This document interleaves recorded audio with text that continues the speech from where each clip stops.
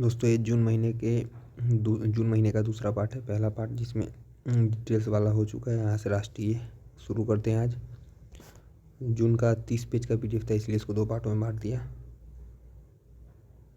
तो राष्ट्रीय घटनाक्रम 2 जून को तेलंगाना द्वारा अपने स्थापना दिवस की 10वीं वर्षगांठ मनाई गई। तेलंगाना अपनी 2014 में स्थापित हुआ था 2 जून को, तो ये 10वीं वर्षगांठ ये अपनी स्थापना का मनाया है। तेलंगाना 2 जून 2014 को तेलंगाना भारत का 29वां राज्य बना था। हाल ही में वर्ष 2014 में टाइम पत्रिका द्वारा जारी दुनिया के 100 प्रभावशाली कंपनियों में भारत के 3 कंपनी दुनिया के 100 प्रभावशाली कंपनी में भारत के कितने 3 कंपनी है। एक रिलायंस इंडस्ट्रीज ग्रुप, दूसरा टाटा ग्रुप और तीसरा आपका वैक्सीन बनाने वाली serum institute of India Pune. भारतीय प्रौद्योगिकी संस्थान कानपुर ने आईआईटी कानपुर ने डीआरडीओ के सहयोग से अगली पीढ़ी की रक्षा में अंतः विषय अनुसंधान के लिए अपने परिसर में एक डीआरडीओ उद्योग अकादमिक उत्कृष्टता केंद्र की स्थापना की है। कौन? आईआईटी कानपुर।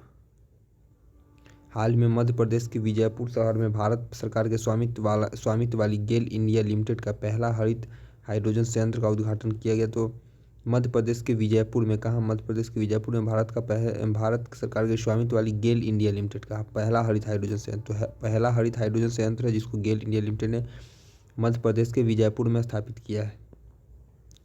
प्रधानमंत्री की अध्यक्षता वाली केंद्रीय कैबिनेट नियुक्ति समिति ने हाल ही में रक्षा अनुसंधान तथा विकास संगठन डीआरडीओ के अध्यक्ष डॉक्टर समीर वी कामत के लिए 1 वर्ष के विस्तार की मंजूरी दी है। हाल ही में सिक्किम उच्च न्यायालय द्वारा अपनी महिला कर्मचारियों के लिए प्रत्येक महीने मासिक धर्म अवकाश नीति लागू किया गया। ऐसा करने वाला सिक्किम उच्च न्यायालय देश का पहला उच्च न्यायालय बना है। हाल ही में रक्षा और अनुसंधान विकास संगठन डीआरडीओ उड़ीसा के चांदीपुर तट पर स्वदेश रूप से विकसित एंटी रेडिएशन मिसाइल रुद्रम-2, यह एंटी रेडिएशन मिसाइल है रुद्रम-2, जिसका परीक्षण उड़ीसा के चांदीपुर से किया गया। यह 28 मई 2024 को भारतीय वायुसेना के सुखोई 30 MK1 लड़ाकू विमान से सफलतापूर्वक प्रक्षेपित किया गया है। रुद्रम-2 एक ठोस प्रणोदक वायु प्रक्षेपित मिसाइल प्रणाली है जिसे वायु से सतह संचालन के लिए स्वदेशी रूप से विकसित किया गया है। भारतीय पर्वतारोही सत्यदीप गुप्ता दुनिया की सबसे ऊंची चोटी माउंट एवरेस्ट पर तथा दुनिया की चौथी सबसे ऊंची चोटी माउंट ल्होत्से पर एक ही सत्र में 2 बार चढ़ाई करने वाले दुनिया के पहले व्यक्ति बन गए। भारतीय पर्वतारोही सत्यदीप गुप्ता जो दुनिया की सबसे ऊंची चोटी माउंट एवरेस्ट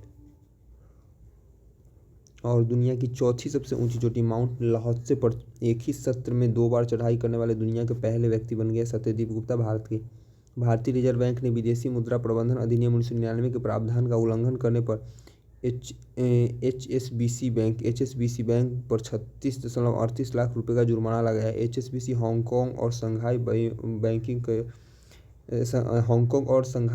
बैंकिंग कॉरपोरेशन है। HSBC Hong Kong and Shanghai banking corporation HSBC का फुल फॉर्म है। 1865 में हांगकांग में स्थापित हुआ था, विदेशी बैंक है। हाल ही में भारतीय वायुसेना आईएफ ने बहुराष्ट्रीय सैन्य अभ्यास रेड फ्लैग 24 में भाग लेने के लिए अपने सबसे उन्नत लड़ाकू विमान राफेल को संयुक्त राज्य अमेरिका के अलास्का के एल्सन एयरफोर्स बेस पर उतारा है। यह 15 दिवसीय युद्ध अभ्यास जो है 1975 में वियतनाम युद्ध के बाद संयुक्त राज्य अमेरिका की वायुसेना द्वारा शुरू किया गया था। हाल ही में कोबे जापान में आयोजित विश्व पैरा एथलेटिक्स चैंपियनशिप में समग्र पदक तालिका में भारत ने कुल 17 पदकों के साथ छठा स्थान हासिल किया है। भारत ने 17 पदकों में से 6 स्वर्ण, 5 रजत और 6 कांस्य जीते हैं। समग्र पदक तालिका में शीर्ष 3 देश में चीन 87, ब्राजील और उज्बेकिस्तान है। चेन्नई स्थित स्टार्टअप अग्निकुल कॉस्मोस ने दुनिया के पहले पूरी तरह से 3D प्रिंटेड रॉकेट अग्निबाण को आंध्र प्रदेश के श्रीहरिकोटा से सफलतापूर्वक प्रक्षेपित किया। Agnibaan sub orbital technological demonstrator Agnibaan SOrTeD rocket single stage का रॉकेट है जिसमें अग्निलेट इंजन का प्रयोग हुआ है। अग्निबाण शॉर्टेड 1 मिशन के जरिए अग्निकुल कॉस्मोस में 3 उपलब्धियां हासिल की। पहली निजी लॉन्च पैड श्रीहरिकोटा में धनुष लॉन्च पैड देश की पहली लॉन्चिंग है। देश के पहले semi cryogenic engine powered rocket की लॉन्चिंग हुई। दुनिया के पहले 3D प्रिंटेड रॉकेट इंजन। हाल ही में भारत के द्वारा नॉर्वेस्टर के नाम से जाने वाला भयंकर तूफानों का अध्ययन करने के लिए अपना पहला अनुसंधान परीक्षण केंद्र स्थापित किया करने की घोषणा की है, जो मुख्य रूप से पूर्वी और पूर्वोत्तर क्षेत्र को प्रभावित करता है। नॉर्वेस्टर पूर्वी और बंगाल उधर आता है। प्रस्तावित सुविधा पश्चिम बंगाल, उड़ीसा और झारखंड में सटे एक बड़े क्षेत्र को कवर करेगी, जिसका नियंत्रण उड़ीसा के भद्रक जिले के चांदवाली में होगा। इंपॉर्टेंट है कि अनुसंधान केंद्र जो नॉर्वेस्टर के लिए स्थापित होगा उसका नियंत्रण केंद्र कहाँ है, तो उड़ीसा के भद्रक जिले के चांदवाली में। उड़ीसा के भद्रक जिले के चांदवाली इंपॉर्टेंट है। हाल ही में तमिलनाडु राज्य में भगवान मुरुगन को समर्पित वैकाशी विकासम महोत्सव मनाया गया। तो तमिलनाडु में है भगवान मुरुगन, तो वैकाशी इंपॉर्टेंट है। वैकाशी विशाखम महोत्सव तमिलनाडु में मना भगवान मुरुगन को समर्पित यह है और यह तमिलनाडु राज्य में मनाया जाता है। हाल ही में तेलंगाना सरकार द्वारा सार्वजनिक स्वास्थ्य संबंधी चिंताओं का हवाला देते हुए पूरे राज्य में तंबाकू और निकोटीन युक्त गुटखा, पान मसाला के निर्माण, भंडारण, वितरण, परिवहन पर 1 साल के लिए प्रतिबंध लगा दिया गया। तो अच्छा है, तेलंगाना सरकार ने लगाया है। और यह प्रतिबंध खाद्य सुरक्षा और मानक अधिनियम 2006 की धारा 30 के उपधारा 2 खंड ए के तहत लगाया गया। हाल ही में भारत की शीर्ष जिम्नास्टिक दीपा कर्माकर उज्बेकिस्तान के ताशकंद में आयोजित एशियाई सीनियर चैंपियंस में महिलाओं की वॉल्ट स्पर्धा में स्वर्ण पदक हासिल किया और ऐसा करने वाली पहली भारतीय महिला बनी है। राष्ट्रीय सांख्यिकी संगठन NSO के अनुसार वित्तीय वर्ष 23-24 में भारत की GDP 8.2% अनुमान लगाया गया है। 1960-61 के बाद यह 9वीं बार है जब GDP वृद्धि 8 से अधिक हुई है। हाल ही में भारत सरकार ने ब्लू इकोनॉमी को बढ़ावा देने के लिए विदेश मंत्रालय तथा बंगाल की खाड़ी कार्यक्रम अंतर सरकारी संगठन BOBP IGO के साथ बीमरेन बिस्मटेक भारत अनुसंधान नेटवर्क को लॉन्च किया। हाल ही में भारत ने अडानी समूह द्वारा अपने वैश्विक पदचिह्न में विस्तार करते हुए तंजानिया के दार एस सलाम बंदरगाह पर कंटेनर टर्मिनल 2 के लिए 30 वर्ष का पट्टा हासिल किया है। जम्मू और कश्मीर सरकार ने महामारी रोग अधिनियम 1897 के तहत मानव रेबीज को एक अधिसूचित रोग के रूप में नामित किया है। मानव रेबीज को रांची झारखंड में इस्पात पर अंतर्राष्ट्रीय सम्मेलन का आयोजन हुआ। इस्पात पर अंतर्राष्ट्रीय सम्मेलन का आयोजन कहाँ हुआ? झारखंड की राजधानी रांची में। अंतर्राष्ट्रीय इस्पात सम्मेलन जो है इसका उद्देश्य नवोन्मेषी समाधान तलाशना और इस्पात उद्योग के भविष्य को आगे बढ़ाना है। 4 जून 2024 को 18वीं लोकसभा चुनाव के लिए कितने 7 चरणों में मतदान परिणाम घोषित हुआ। 18वीं लोकसभा चुनाव में किसी भी पार्टी को स्पष्ट बहुमत प्राप्त नहीं हुई। बीजेपी को सर्वाधिक 240 सीटें मिली। सर्वाधिक सीट प्राप्त करने वाली शीर्ष 3 में बीजेपी 240, कांग्रेस 99 और समाजवादी पार्टी यानी कि सपा 37 है। हाल ही में QX वर्ल्ड यूनिवर्सिटी रैंकिंग 2025 में भारत के 46 विश्वविद्यालयों के साथ विश्व स्तर पर 7वें तथा एशिया में 3रे स्थान पर है। यानी QS की वर्ल्ड यूनिवर्सिटी रैंकिंग में भारत 2025 में 46 यूनिवर्सिटी के साथ विश्व में 7वें और एशिया में 3 नंबर पे। इस रिपोर्ट में भारत 61% विश्वविद्यालय की रैंकिंग में सुधार हुआ है। IIT बॉम्बे 118वां स्थान दिया गया है जो भारत में शीर्ष पर है। तो भारत में शीर्ष पर IIT बॉम्बे 118 स्थान ओवरऑल भारत में शीर्ष पर। शीर्ष रैंकिंग वाले भारतीय विश्वविद्यालय में भारतीय प्रौद्योगिकी संस्थान बॉम्बे 118 है। उसके बाद दिल्ली IIT दिल्ली 150 है। भारतीय विज्ञान संस्थान बेंगलुरु 211। 2 जून 24 को तेलंगाना के 10वें स्थापना दिवस पर मुख्यमंत्री रेवंत रेड्डी के द्वारा की गई घोषणा के अनुसार आंध्र प्रदेश पुनर्गठन अधिनियम 2014 के अनुसार हैदराबाद अब आंध्र प्रदेश तथा तेलंगाना की संयुक्त राजधानी न होकर केवल तेलंगाना की राजधानी होगी। अमरावती हो गई उधर आंध्र प्रदेश पुनर्गठन अधिनियम 2014 के तहत हैदराबाद को 10 वर्षों के लिए आंध्र प्रदेश तेलंगाना की संयुक्त राजधानी बनाने का प्रावधान था। 5 जून को पर्यावरण दिवस के अवसर पर प्रधानमंत्री नरेंद्र मोदी द्वारा दिल्ली में एक पेड़ मां के नाम अभियान शुरू किया गया। भारत में धरती को मां का दर्जा प्राप्त है। यह अभियान भूमि क्षरण, मिट्टी के कटाव और गिरते जल स्तर को रोकने के लिए नवीनीकरण को प्रोत्साहित करता है। और इस अवसर पर प्रधानमंत्री द्वारा नई दिल्ली में बुद्ध जयंती पार्क में पीपल का पेड़ लगाया गया। पूछ सकता है कि बुद्ध जयंती पार्क में नरेंद्र मोदी द्वारा किस चीज़ का? तो पीपल का पेड़। कब? तो बुद्ध जयंती पार्क में। तो यह लगाया 5 जून को।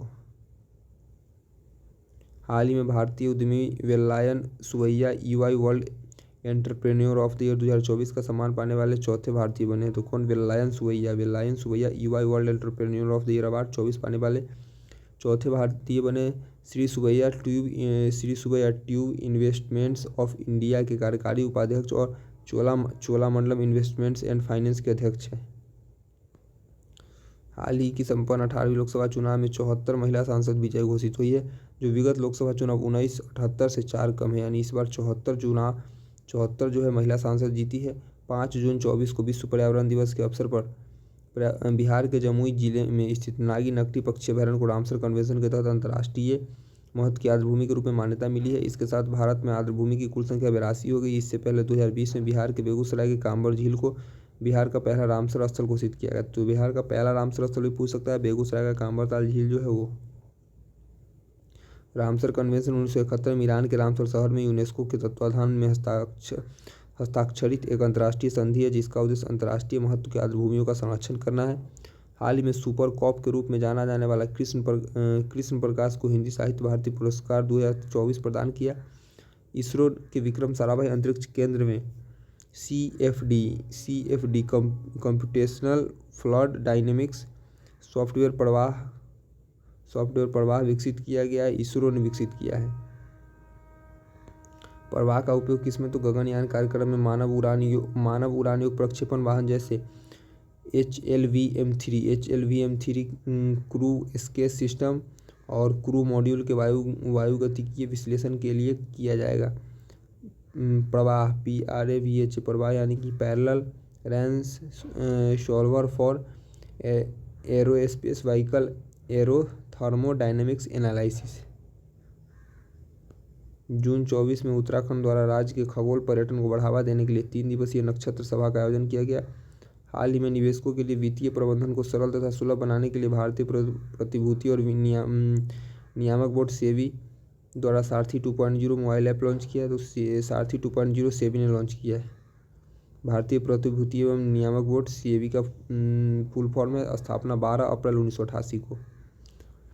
SEBI security and exchange board of India भारतीय SEBI security and exchange board of India भारतीय प्रतिभूति और नियामक बोर्ड स्थापना 12 अप्रैल 1988। मुख्यालय मुंबई, क्षेत्रीय कार्यालय इसका 4 को है अहमदाबाद, कोलकाता, चेन्नई, दिल्ली। अध्यक्ष है माधवीपुरी बुच।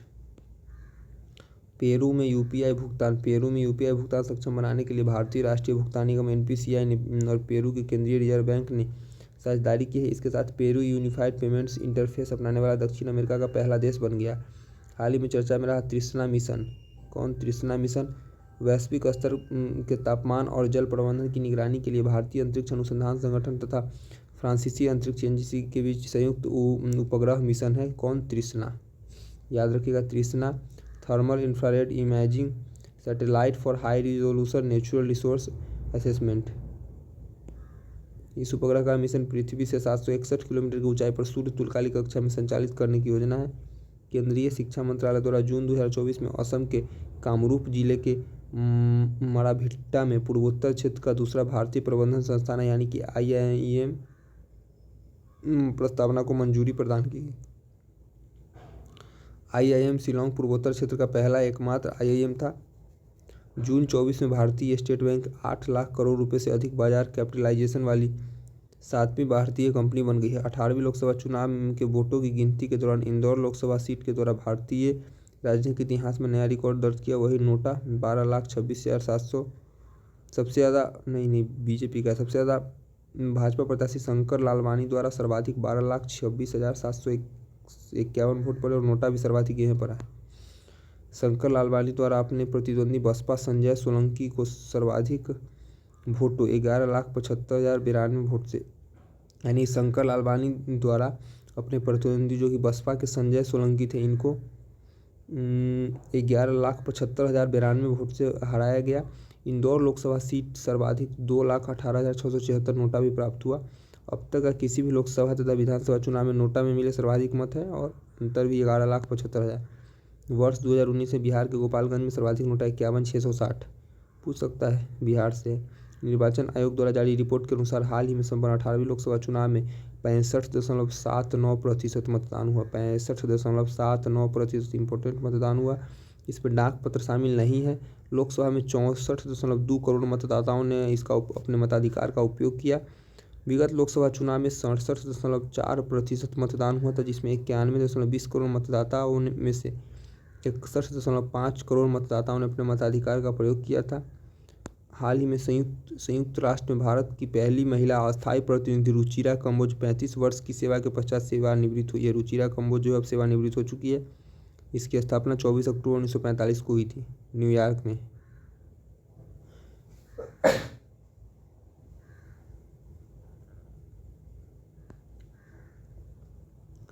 हाल ही में ब्लूमबर्ग बिलियनियर्स इंडेक्स के अनुसार 111 अरब डॉलर की संपत्ति के साथ अडानी एशिया के सबसे अमीर व्यक्ति बने हैं। तो अभी फिर से ये अडानी बन गए हैं। गौतम अडानी 111 करेंट का है, जून का है, तो ये पूछ सकता है। ब्लूमबर्ग किसकी ब्लूमबर्ग बिलियनियर्स इंडेक्स की बात को मानते हुए 111 अरब डॉलर की संपत्ति के साथ अडानी एशिया के सबसे अमीर व्यक्ति बने हैं। गौतम अडानी दुनिया के 11वें अमीर व्यक्ति है। इस इंडेक्स के अनुसार रिलायंस इंडस्ट्रीज के चेयरमैन अंबानी जो है 109 अरब डॉलर की संपत्ति के साथ एशिया के दूसरे और दुनिया के 12वें अमीर व्यक्ति बन गए। लगता है शादी में ज़्यादा पैसा खर्चा हो गया इसका। हाल ही में भारतीय मूल की अंतरिक्ष यात्री सुनीता विलियम्स अंतरिक्ष में परीक्षण मिशन पर अंतरिक्ष यान को उड़ाने वाली पहली महिला बन गई है। 58 वर्षीय सुनीता विलियम्स ने 5 जून को फ्लोरिडा के केप कैनावेरल से नासा के अंतरिक्ष यात्री बुच विल्मोर के साथ बोइंग में स्टार लाइनर कैप्सूल पर उड़ान भरी। 5 जून 2024 को विश्व पर्यावरण दिवस के अवसर पर इलेक्ट्रॉनिक्स और आईटी मंत्रालय द्वारा स्वदेशी वायु गुणवत्ता निगरानी प्रणाली एम्स और एयर प्रवाह ऐप को लॉन्च किया गया। एक्यूएम्स और एयर प्रवाह इस दो को लॉन्च किया गया। इसको लॉन्च कितने किया था, तो इलेक्ट्रॉनिक्स और आईटी मंत्रालय द्वारा लॉन्च किया गया। एक्यूएम्स में real time air quality index full form क्या है? एक्यूएम्स में real time air quality index monitoring के लिए एयर प्रवाह नामक ऐप शामिल है। 5 जून 2024 को नेशनल कंपनी लॉ ट्रिब्यूनल ने 2 बड़े एयरलाइन एयर इंडिया और विस्तारा के विलय को मंजूरी दी है। तो एयर इंडिया और विस्तारा 2 मिल गया। 18वीं लोकसभा चुनाव परिणाम घोषित होने के बाद 9 जून 2024 को राष्ट्रपति द्रौपदी मुर्मू द्वारा तीसरी बार नरेंद्र मोदी प्रधानमंत्री पद की शपथ लिए। मोदी जो है वह 71 मंत्रियों को भी शपथ मिली मोदी कैबिनेट में। और इसमें पंडित जवाहरलाल नेहरू के बाद तीसरी बार लगातार प्रधानमंत्री के रूप में शपथ लेने वाले दूसरे व्यक्ति जो है वह बन गए मोदी। हाल ही में संपन्न सिक्किम राज्य विधानसभा चुनाव में 32 में 31 सीट जीतने वाली सिक्किम क्रांतिकारी मोर्चा के नेता प्रेम सिंह तमांग को सिक्किम के राज्यपाल लक्ष्मण आचार्य के द्वारा दूसरी बार मुख्यमंत्री पद का शपथ दिलाया गया। इंपॉर्टेंट है। तो सिक्किम राज्य विधानसभा चुनाव हुआ था, 32 सीट है सिक्किम में, उसमें से 31 सीट जीतने वाले सिक्किम क्रांतिकारी मोर्चा, क्या नाम है? सिक्किम क्रांतिकारी मोर्चा के नेता कौन है? प्रेम सिंह तमांग। दूसरी बार प्रेम सिंह तमांग सिक्किम के मुख्यमंत्री दूसरी बार बने। और किसने शपथ दिलाया? तो वहाँ के राज्यपाल, जिनका नाम क्या है? तो लक्ष्मण आचार्य। वहाँ के राज्यपाल लक्ष्मण आचार्य, मुख्यमंत्री प्रेम सिंह तमांग। क्वेश्चन पूछेगा। आंध्र प्रदेश के राज्यपाल एस अब्दुल नजीर यहाँ भी बना है मुख्यमंत्री नया। तो एस अब्दुल नजीर, आंध्र प्रदेश के राज्यपाल एस अब्दुल नजीर द्वारा Telugu Desam party TDS, Telugu Desam party TDP के नेता श्री चंद्रबाबू नायडू को, तो वहाँ के मुख्यमंत्री चौथी बार चंद्रबाबू नायडू आंध्र प्रदेश के मुख्यमंत्री बने हैं चंद्रबाबू नायडू। और शपथ दिलाया है राज्यपाल एस अब्दुल नजीर। तो आंध्र प्रदेश के राज्यपाल एस अब्दुल नजीर। आंध्र प्रदेश के राज्यपाल कौन है? एस अब्दुल नजीर। श्री नायडू जो है आंध्र प्रदेश के 18वें मुख्यमंत्री बने हैं। बाल विवाह पर अंकुश लगाने के लिए हाल ही में असम के मुख्यमंत्री हेमंत बिस्वा शर्मा ने निजुत मोइना योजना, इंपॉर्टेंट है, निजुत मोइना योजना पूछ सकता है। तो बाल विवाह के प्रतिबंधित करने के लिए निजुत मोइना योजना असम के मुख्यमंत्री हेमंत बिस्वा के द्वारा शुरू किया गया। हेमंत बिस्वा शर्मा के द्वारा शुरू किया गया। यह योजना कक्षा 11वीं और 12वीं की अविवाहित छात्राओं को 1250 रुपये और स्नातकोत्तर छात्राओं को 25 रुपये मासिक वजीफा दिया जाएगा। हाल ही में जर्मनी में आयोजित Heilbronn Neckar cup 2024 ATP challenger tennis tournament में सुमित नागपाल द्वारा पुरुष एकल का खिताब जीता गया। किसने? सुमित नागपाल ने। 12 जून 2024 को बीजेपी के नेता मोहन चरण मांझी को उड़ीसा के मुख्यमंत्री पद की शपथ दिलाई गई। तो उड़ीसा का मुख्यमंत्री कौन बना है? नया बना है मोहन चंद्र मांझी, उड़ीसा के मुख्यमंत्री मोहन चंद्र मांझी उड़ीसा के पहले भाजपाई मुख्यमंत्री बने हैं। उड़ीसा में पहली बार भाजपा के मुख्यमंत्री बने हैं मोहन चरण मांझी। श्री मांझी द्वारा लगभग 2.5 दशक तक उड़ीसा के मुख्यमंत्री रहे श्री नवीन पटनायक का स्थान लिया है। तो नवीन पटनायक उड़ीसा के बहुत दिन से मुख्यमंत्री थे, 2.5 दशक, लगभग 25 साल तक इनका स्थान किसने लिया है? मोहन चरण मांझी ने। 13 जून 2024 को अरुणाचल प्रदेश के राज्यपाल लेफ्टिनेंट केटी पटनायक द्वारा भारतीय जनता पार्टी के नेता पेमा खांडू को तीसरी बार अरुणाचल प्रदेश के मुख्यमंत्री पद पर शपथ दिलाई गई। तो अरुणाचल प्रदेश के राज्यपाल कौन है? लेफ्टिनेंट केटी पटनायक। इंपॉर्टेंट है, जहाँ जहाँ चुनाव होकर रिजल्ट आया है और मुख्यमंत्री बने वहाँ के राज्यपाल और सीएम से क्वेश्चन आ सकता है मिलान करने के लिए। तो अरुणाचल प्रदेश के राज्यपाल लेफ्टिनेंट केटी पटनायक लेफ्टिनेंट केटी पटनायक अरुणाचल प्रदेश के राज्यपाल और वहाँ के मुख्यमंत्री पेमा खांडू को तीसरी बार। पेमा खांडू भाजपा से संबंधित अरुणाचल प्रदेश में तीसरी बार मुख्यमंत्री पद की शपथ इन्होंने ली है। सब लेफ्टिनेंट अनामिका बी राजीव भारतीय नौसेना की पहली महिला हेलीकॉप्टर पायलट बनी है। कौन? अनामिका बी राजीव भारतीय नौसेना की पहली महिला हेलीकॉप्टर पायलट। हाल ही में विशाखापत्तनम बंदरगाह विश्व बैंक और S&P ग्लोबल मार्केट इंटेलिजेंस द्वारा जारी वैश्विक कंटेनर पोर्ट प्रदर्शन सूचकांक 2023 में शीर्ष 20 में शामिल होने वाला भारत का एकमात्र बंदरगाह बना है। तो भारत का एकमात्र बंदरगाह विशाखापत्तनम बंदरगाह, जो विश्व बैंक और S&P ग्लोबल मार्केट इंटेलिजेंस द्वारा जारी वैश्विक कंटेनर पोर्ट प्रदर्शन सूचकांक में 20 पोर्ट में शामिल होने वाला भारत का एकमात्र बंदरगाह बना है। ध्यान रखिएगा। वैश्विक स्तर पर 3 बंदरगाह तो कौन है? यांगसान बंदरगाह चीन का है, सलालाह बंदरगाह ओमान का और खलीफा बंदरगाह संयुक्त अरब अमीरात का। तो अब क्वेश्चन यहाँ से ये आएगा कि सलालाह बंदरगाह कहाँ है। अब आदमी बोलेगा हार्ड क्वेश्चन पूछ दिया, कहा इसलिए पूछा गया कि करंट में बना है। तो यांगसान बंदरगाह चीन का है, यांगसान बंदरगाह चीन का, यांगसान बंदरगाह चीन का, सलालाह बंदरगाह ओमान का, सलालाह बंदरगाह ओमान का, सोलालाह ओमान का, सलालाह ओमान का और खलीफा बंदरगाह तो UAE का है, खलीफा संयुक्त अरब अमीरात का, खलीफा संयुक्त अरब अमीरात का। तो यांगसान बंदरगाह चीन का, यांगसान बंदरगाह चीन का, यांगसान बंदरगाह चीन का, सलालाह बंदरगाह Oman, Salalah Oman, Salalah Oman और खलीफा UAE का। अंतर्राष्ट्रीय घटनाक्रम तो संयुक्त राष्ट्र agency International Organization for Migration IOM के अनुसार हाल ही में प्रशांत महासागरीय देश पापुआ न्यू गिनी के एक गांव में भारी भूस्खलन के कारण 670 से अधिक लोगों की मौत हो गई। प्रधानमंत्री मोदी द्वारा राहत, पुनर्वास और पुनर्निर्माण परियोजनाओं में सहायता देने के लिए पापुआ न्यू गिनी को $10 लाख का तत्काल मानवीय सहायता की घोषणा की गई। पापुआ न्यू गिनी से क्वेश्चन आ सकता है, इसकी राजधानी कहाँ है, इससे रिलेटेड। हवाई की सवाना गैंकिविच द्वारा हाल ही में मिस US 2023 का खिताब जीता गया। तो हवाई की सवाना गैंकिविच ने मिस US 2023 का खिताब जीता है। जापान के शोधकर्ताओं द्वारा दुनिया का पहला लकड़ी का उपग्रह लिग्नोसैट को विकसित किया गया। जापान के शोधकर्ताओं द्वारा दुनिया का पहला लकड़ी का उपग्रह, तो कहाँ? जापान के शोधकर्ताओं ने दुनिया का पहला लकड़ी का उपग्रह लिग्नोसैट, लकड़ी से बना उपग्रह किसने? जापान के शोधकर्ताओं ने लिग्नोसैट को विकसित किया। लिग्नोसैट नामक ये उपग्रह मैग्लेनिया नामक लकड़ी का बना है। तो ये पूछ सकता है किस लकड़ी से, तो मैग्लेनिया लकड़ी से बना है। इस उपग्रह को सितंबर में SpaceX रॉकेट के जरिए, किससे? SpaceX रॉकेट के जरिए लॉन्च किया जाएगा, प्रक्षेपित किया जाएगा। रूस द्वारा हाल ही में तालिबान को आतंकवादी सूची से बाहर करने का फैसला किया गया। तालिबान को आतंकवादी सूची से बाहर करने का फैसला लिया गया। रूस ने तालिबान को 21 वर्ष पहले वर्ष 2003 में आतंकी संगठन की सूची में शामिल कर प्रतिबंधित किया था। 27 मई से 1 जून के मध्य जिनेवा स्विट्जरलैंड में 77वीं विश्व स्वास्थ्य सभा का आयोजन किया गया। तो 27 मई से 1 जून के बीच स्विट्जरलैंड की जिनेवा में 77वीं WHO सभा का आयोजन हुआ। यह सभा का विषय था सभी के लिए स्वास्थ्य और सभी के लिए स्वास्थ्य इसका विषय था।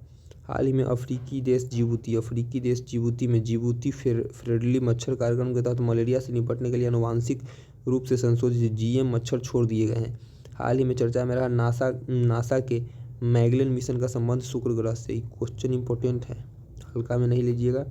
आनुवांशिक रूप से संशोधित मच्छर GM मच्छर को छोड़ा गया है। किस देश ने छोड़ा है? तो जिबूती ने। क्यों छोड़ा है? तो यह छोड़ा है मलेरिया के मच्छर से निपटने के लिए। जिबूती फ्रेंडली मच्छर कार्यक्रम चला है, यानी जिबूती फ्रेंडली मच्छर कार्यक्रम, जिसके तहत आनुवांशिक GM मच्छर को छोड़ दिया है। हाल ही में नासा की चर्चा में रहा नासा का मैगलन मिशन का संबंध शुक्र ग्रह से। नासा का मैगलन मिशन शुक्र ग्रह से। मैगलन मिशन जो है वह शुक्र ग्रह से संबंधित है, जिसका संबंध वैज्ञानिकों ने शुक्र ग्रह पर नए लावा प्रवाह की खोज के लिए की। मई 1989 में लॉन्च किए गए मैगलन मिशन का उद्देश्य रडार इमेजिंग तकनीक का उपयोग कर शुक्र की सतह का मानचित्र बनाना था। तो मैगलन का उद्देश्य शुक्र की सतह का मानचित्र बनाना था। हाल ही में संयुक्त राष्ट्र महासभा UN द्वारा 24 मई को अंतर्राष्ट्रीय मारखोर दिवस के रूप में मनाए जाने की घोषणा की। इंपॉर्टेंट हो गया, 24 मई को अंतर्राष्ट्रीय मारखोर दिवस, 24 मई को अंतर्राष्ट्रीय मारखोर दिवस, 24 मई को अंतर्राष्ट्रीय मारखोर दिवस के रूप में मनाने की घोषणा की। मारखोर कैप्रा फाल्कोनेरी, जिसे पेंच सींग वाली बकरी के रूप में भी जाना जाता है, पाकिस्तान का राष्ट्रीय पशु है। तो मारखोर क्या है? कैप्रा फाल्कोनेरी का है। कैप्रा फाल्कोनेरी जिसे पेंच सींग वाली बकरी के रूप में जाना जाता है, जो पाकिस्तान का राष्ट्रीय पशु है। क्वेश्चन अब यहाँ से ये भी आएगा कि पाकिस्तान का राष्ट्रीय पशु क्या है। तो लोग कहेंगे कि पाकिस्तान का राष्ट्रीय पशु पूछने का क्या मतलब था। एकमात्र मतलब है कि करंट का अपडेट है और इसको यूएनओ ने अंतर्राष्ट्रीय दिवस मनाने की घोषणा की, इसलिए पूछे जाएगा। तो मार्खोर इसका नाम है और कैप्रा फाल्कोनेरी इसका वैज्ञानिक नाम होगा, कैप्रा फाल्कोनेरी में भी, या इसका अन्य नाम होगा तो मार्खोर या कैप्रा फाल्कोनेरी देख लीजिएगा, वैज्ञानिक नाम है या अन्य नाम है। तो ये क्वेश्चन पूछने की संभावना और पाकिस्तान का यह राष्ट्रीय पशु है। हाल ही में पाकिस्तान द्वारा चीन के सिचांग सैटेलाइट लॉन्च सेंटर से multi mission communication satellite PakSat MM1 launch किया गया। तो पाकसैट MM1 लॉन्च किया पाकिस्तान ने किसके, चीन के सिचांग सैटेलाइट लॉन्च सेंटर से। मल्टी मिशन कम्युनिकेशनल सैटेलाइट है, पाकसैट MM1 लॉन्च किया। यह सैटेलाइट पाकिस्तान में इंटरनेट कनेक्टिविटी, टीवी प्रसारण और सेलुलर फोन, ब्रॉडबैंड, ई-कॉमर्स और ई-गवर्नेंस को बढ़ावा देगा। हाल ही में चीन द्वारा एक व्यक्ति एक फाइल यानी कि one person one file OPOF one person one file सामूहिक निगरानी कार्यक्रम को शुरू किया गया। तो चीन ने शुरू किया है इसको। इसका उद्देश्य चेहरे की पहचान करने वाले कैमरों की तैनाती को 3 गुना करना और निवासियों पर व्यापक डेटा संकलित करना है। भारत द्वारा 2003 के बाद पहली बार वर्ष 24-26 के लिए कोलंबो प्रक्रिया की अध्यक्षता की गई। तो भारत ने 2003 के बाद पहली बार कोलंबो प्रक्रिया की अध्यक्षता की है। कोलंबो प्रक्रिया क्या है, तो विदेशी रोजगार और श्रम के प्रबंधन के लिए एक क्षेत्रीय परामर्श मंच है जिसमें बांग्लादेश और श्रीलंका जैसे 12 एशियाई देश शामिल है।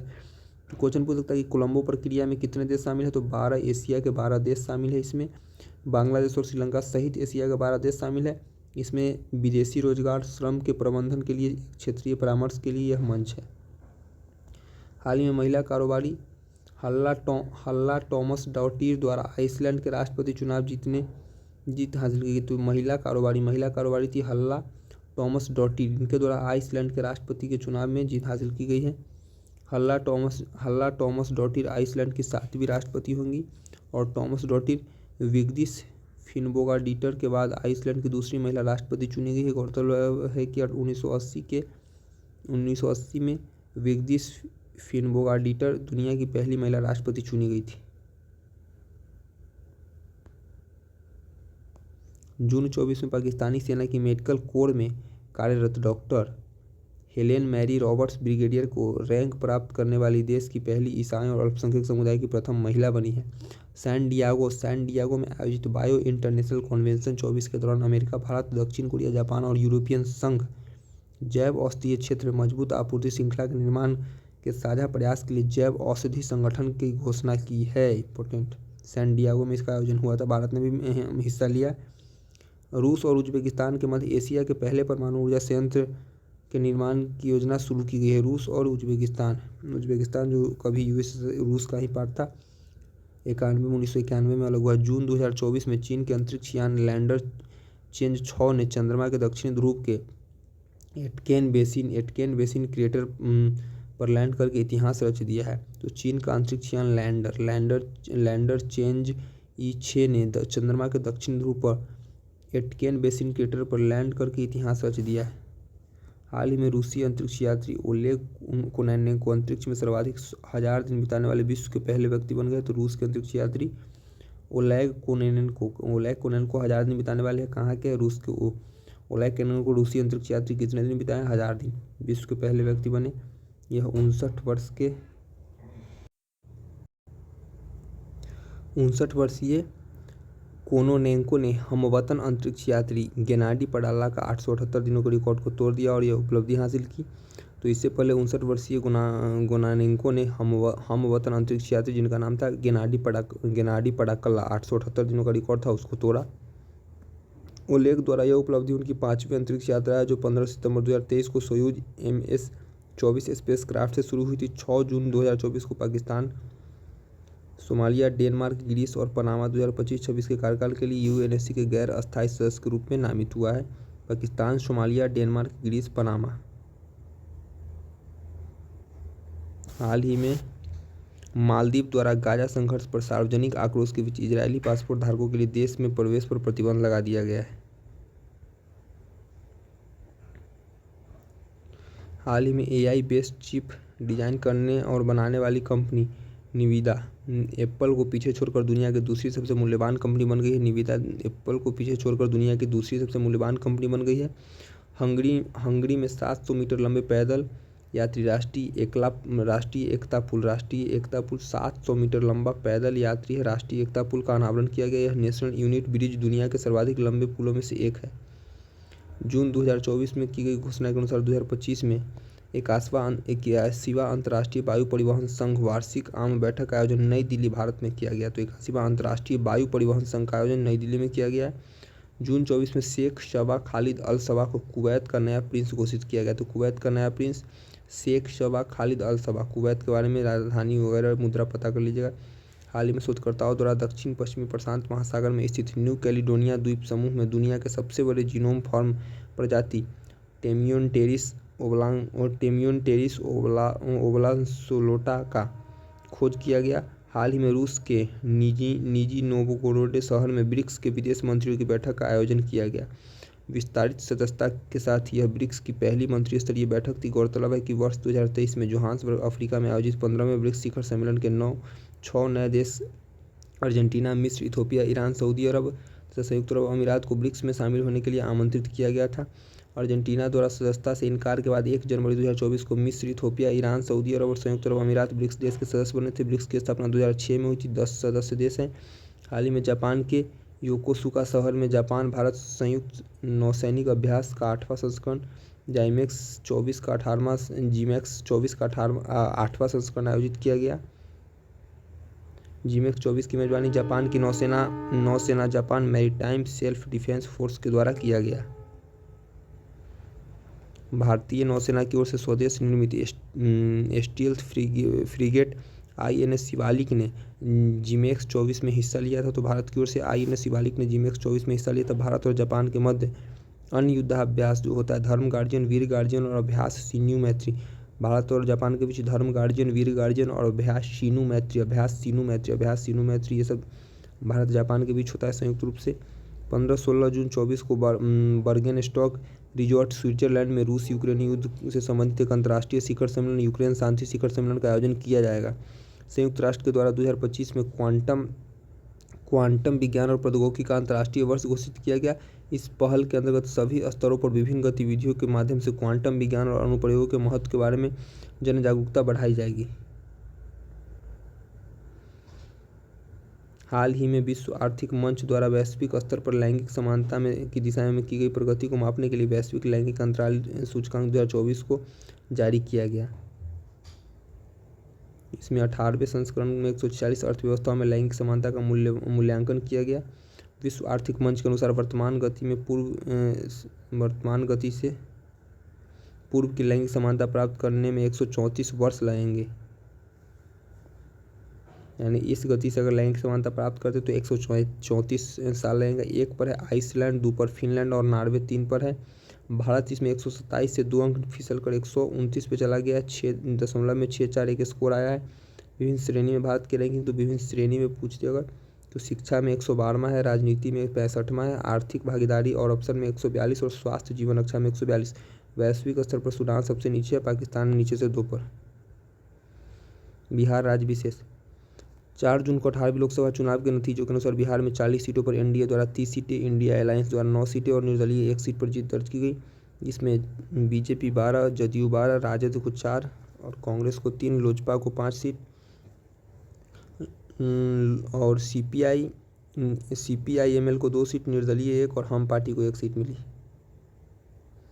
5 जून को विश्व पर्यावरण दिवस के अवसर पर वन तथा पर्यावरण मंत्रालय द्वारा जमुई के नागी नकटी सेंचुरी को रामसर साइट में शामिल करने का ऐलान किया गया। इस घोषणा के साथ देश में रामसर साइट की संख्या 82 हो गई।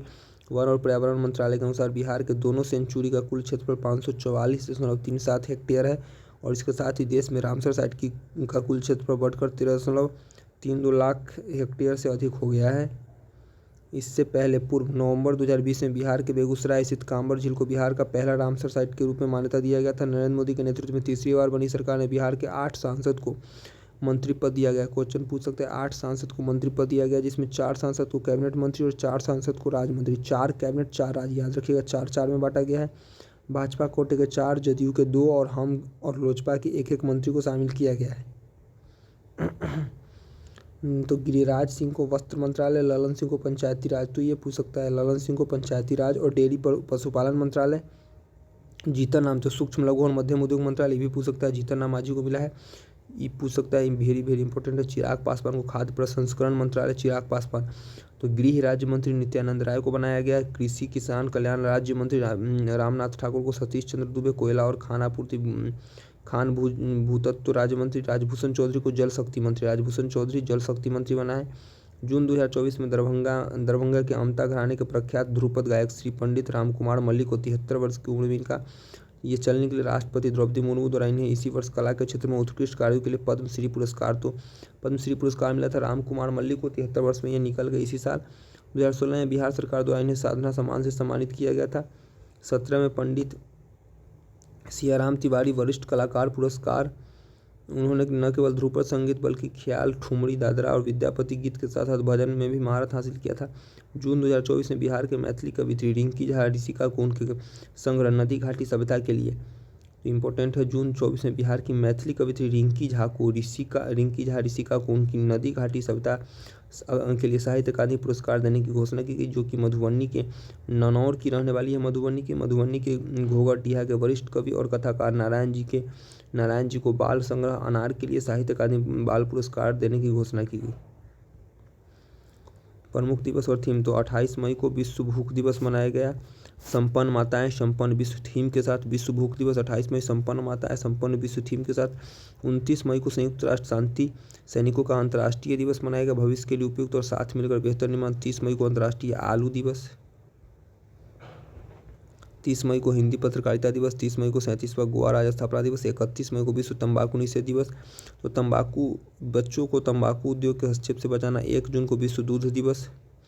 3 जून को साइकिल दिवस, भाई दिवस हमको याद नहीं रहता है, जिसको याद करना है कर ले। 4 जून को आक्रामकता के शिकार मासूम बच्चों के लिए अंतर्राष्ट्रीय दिवस। 5 जून को विश्व पर्यावरण दिवस, ये याद है। भूमि बहाली मरुस्थलीकरण और सूखा सहनशीलता थीम के साथ मनाया गया। 7 जून को विश्व खाद्य सुरक्षा दिवस, खाद्य सुरक्षा अप्रत्याशित के लिए तैयार रहे। 8 जून को विश्व महासागर दिवस। 8 जून को नई गहराई को जगाओ। 12 जून को विश्व बाल श्रम निषेध दिवस। 12 जून को आइए अपनी प्रतिबद्धताओं पर कार्य करें और बाल श्रम को समाप्त करें। अंतर्राष्ट्रीय ने पूछेगा इसे। 14 जून को रक्तदान दिवस। पुरस्कार, हाल ही में राष्ट्रीय मानसिक स्वास्थ्य एवं तंत्रिका विज्ञान संस्थान निम्हांस को स्वास्थ्य के क्षेत्र में महत्वपूर्ण योगदान देने के लिए विश्व स्वास्थ्य संगठन ने नेल्सन मंडेला पुरस्कार, तो किसको, निम्हांस को दिया है नेल्सन मंडेला पुरस्कार। और राष्ट्रीय मानसिक स्वास्थ्य एवं तंत्रिका विज्ञान संस्थान निम्हांस स्थापना इसकी 27 दिसंबर 1974 को हुई थी, बेंगलुरु में स्थापित है यह। संयुक्त राष्ट्र शांति सैनिकों के अंतर्राष्ट्रीय दिवस के अवसर पर संयुक्त राष्ट्र महासचिव एंटोनियो गुतरेस द्वारा भारतीय सेना की मेजर राधिका सेन को 2023 में military general advocate of the year से सम्मानित किया गया। मेजर सुमन गवानी के बाद मेजर राधिका सेन संयुक्त राष्ट्र military general advocate of the year पुरस्कार पाने वाली दूसरी भारतीय। हाल ही में प्रसिद्ध भारतीय अभिनेता रजनीकांत को यूएई के संस्कृति और पर्यटन विभाग द्वारा गोल्डन वीजा से सम्मानित किया गया है, तो यूएई ने गोल्डन वीजा से रजनीकांत को, इंपॉर्टेंट है, पूछ देगा। गोवा में आयोजित केंद्रीय सार्वजनिक क्षेत्र के उद्यमों के लिए पहले आउटलुक प्लैनेट सस्टेनेबिलिटी शिखर सम्मेलन 2024 में ग्रामीण विद्युतीकरण निगम लिमिटेड आरईसी लिमिटेड को sustainability champion editors choice award से पुरस्कार से सम्मानित किया गया। हाल ही में कांगो में सेवारत संयुक्त राष्ट्र के शांति सैनिक को धनंजय कुमार सिंह को संयुक्त राष्ट्र के अंतर्राष्ट्रीय शांति सैनिक दिवस के अवसर पर मरणोपरांत डॉग हैमरसोल्ट पदक से सम्मानित किया गया।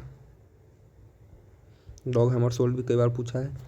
भारतीय फिल्म मेकर पायल कपाड़िया को All We Imagine as Light में को कांस फिल्म फेस्टिवल में दूसरा सर्वाधिक ग्रांड प्रिक्स अवार्ड से सम्मानित किया गया। सम्मान प्राप्त करने वाले पायल कपाड़िया पहली भारतीय फिल्म मेकर है। भारतीय अभिनेत्री सान्या मल्होत्रा को न्यूयॉर्क इंडियन फिल्म फेस्टिवल 24 में फिल्म मिसेज में अपनी शानदार प्रदर्शन के लिए सर्वश्रेष्ठ अभिनेत्री का पुरस्कार मिला। किसको, न्यूयॉर्क इंडियन फिल्म फेस्टिवल 24 में सान्या मल्होत्रा को मिसेज के लिए। प्रसिद्ध कवि और नाटककार सिद्धिलिंगा पट्टनसिट्टी को गुडलेप्पा हल्लीकेरी मेमोरियल फाउंडेशन होसरिट्टी द्वारा 19वीं गुड्डिरिप्पा हल्लीकेरी पुरस्कार नहीं है, पूछेगा लटपटा। जून 24 में फ्लोरिडा के भारतीय अमेरिकी छात्र बृहत सोमा द्वारा स्क्रपस नेशनल स्पेलिंग बी पुरस्कार 2024 जो है जीता गया। महानदी कोलफील्ड्स लिमिटेड MCL को हाल ही में ऊर्जा और कॉर्पोरेट सामाजिक उत्तरदायित्व और स्थिरता के लिए कलिंग उत्कृष्ट पुरस्कार, तो कलिंग उत्कृष्ट पुरस्कार सीधे पूछेगा महानदी कोलफील्ड लिमिटेड MCL को। उज्बेकिस्तान की राजधानी कहाँ है? ताशकंद। यहाँ आयोजित एशियाई पंजा कुश्ती चैंपियनशिप में भारतीय पंजा खिलाड़ियों द्वारा 7 पदक जीता गया था। भारत की चेस खिलाड़ी R वैशाली ने हाल में कोनेरू हम्पी को पराजित कर नॉर्वे शतरंज टूर्नामेंट में महिला वर्ग में जीत हासिल की। IPL 24 का फाइनल KKR ने हैदराबाद को 8 विकेट से मात देकर तीसरी बार खिताब जीता। इस बार इंपॉर्टेंट हो जाएगा, मुंबई चेन्नई बाहर है। संस्करण 17वां था। ऑरेंज कैप कोहली के नाम, purple cap Harshal Patel, fair play award Hyderabad. Final में player of the match Mitchell Starc. हाल ही में भारत के अनुभवी विकेटकीपर बल्लेबाज दिनेश कार्तिक ने संन्यास की घोषणा कर दी। जून 24 में भारतीय बैडमिंटन खिलाड़ी तन्वी शर्मा ने चीनी ताइपे की वांग पेई यू को हराकर बान अंतर्राष्ट्रीय टूर्नामेंट का खिताब जीता। चीनी ताइपे में आयोजित ताइवान एथलेटिक्स चैंपियनशिप 24 में नैना जेम्स द्वारा महिलाओं की लंबी कूद स्पर्धा में स्वर्ण पदक जीता गया। इस चैंपियनशिप में भारत ने कुल 7 पदक जीते, 3 स्वर्ण, 3 रजत और 1 कांस्य।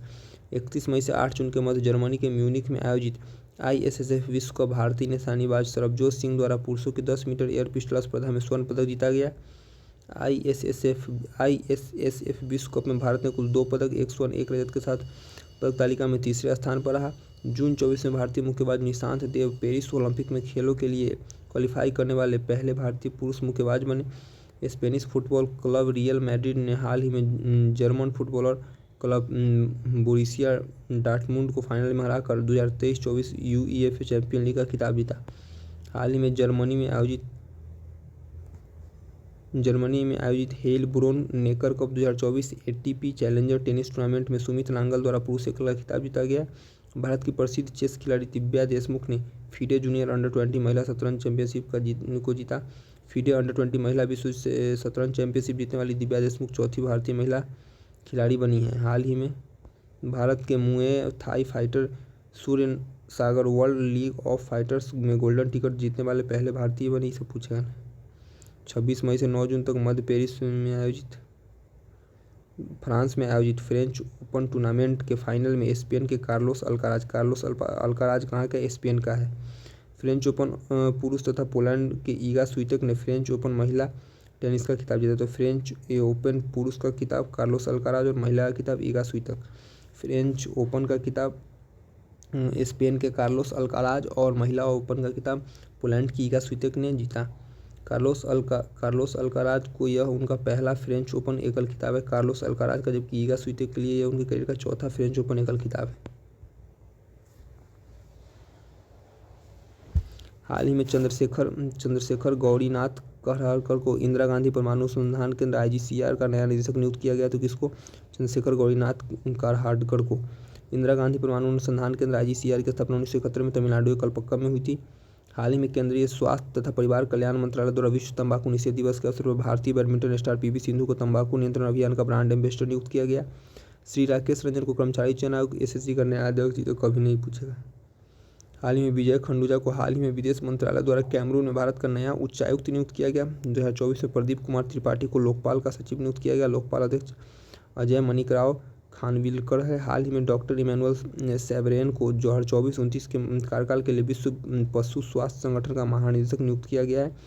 विश्व पशु स्वास्थ्य संगठन WHO की स्थापना 1924 में हुई थी, जिसका मुख्यालय फ्रांस की राजधानी पेरिस में है। हाल ही में गीतानास नौसेदा को बाल्टिक देश लिथुआनिया का दोबारा राष्ट्रपति चुना गया है। अल्ला मायो हलीना को हाल ही में अफ्रीकी देश चाड का नया प्रधानमंत्री चुना गया है। भारत सरकार के केंद्रीय स्वास्थ्य सचिव अपूर्व चंद्रा को विश्व स्वास्थ्य संगठन द्वारा 77वीं विश्व स्वास्थ्य सभा समिति का अध्यक्ष चुना गया। हाल ही में भारत की शीर्ष बैडमिंटन खिलाड़ी PV सिंधु को बेटर न्यूट्रिशन का ब्रांड एम्बेसडर नियुक्त किया गया है। श्री अरुण मिश्रा के कार्यकाल की समाप्ति के बाद श्रीमती विजया भारती सयानी को भारतीय राष्ट्रीय मानवाधिकार आयोग के कार्यवाहक अध्यक्ष के रूप में नियुक्त किया गया। राष्ट्रीय मानवाधिकार आयोग की स्थापना 12 अक्टूबर 1993 दिल्ली मुख्यालय। हाल ही में 1993 बैच के IRSME अधिकारी सुशील कुमार सिंह को दीनदयाल बंदरगाह प्राधिकरण कांडला का अध्यक्ष नियुक्त किया गया। हाल ही में श्री कमल किशोर सोन को कर्मचारी राज्य बीमा निगम ESIC का नया महानिदेशक नियुक्त किया गया। हाल ही में जलवायु वैज्ञानिक क्लाउडिया शिनबाम मेक्सिको की पहली महिला राष्ट्रपति चुनी गई है। क्लाउडिया शिनबाम मैक्सिको की दूसरी यहूदी राष्ट्रपति भी है। हाल ही में भारत सरकार द्वारा लेफ्टिनेंट जनरल उपेंद्र द्विवेदी को 30वां भारतीय सेनाध्यक्ष नियुक्त किया गया है। श्री द्विवेदी 30 जून 2024 को सेवानिवृत्त होने वाले वर्तमान सेनाध्यक्ष श्री मनोज पांडे का स्थान लेंगे। तो जो कौन बने हैं? उपेंद्र द्विवेदी 30वां भारतीय सेनाध्यक्ष मनोज पांडे की जगह पे बने हैं उपेंद्र द्विवेदी। इंपॉर्टेंट क्वेश्चन, बहुत इंपॉर्टेंट, पूछे जाने की संभावना प्रबल। जून 24 में प्रधानमंत्री की अध्यक्षता वाली कैबिनेट की नियुक्ति समिति द्वारा श्री अजीत डोभाल को तीसरे कार्यकाल के लिए भारत के राष्ट्रीय सुरक्षा सलाहकार के रूप में नियुक्त किया गया। जून 24 में ज्योति विज को भारतीय वाणिज्य एवं उद्योग संघ महासंघ फिक्की का नया महानिदेशक ज्योति विज को बनाया गया है। भारतीय वाणिज्य और उद्योग महासंघ फिक्की की स्थापना 1927 में दिल्ली में हुई थी। फिक्की की स्थापना 1927 दिल्ली।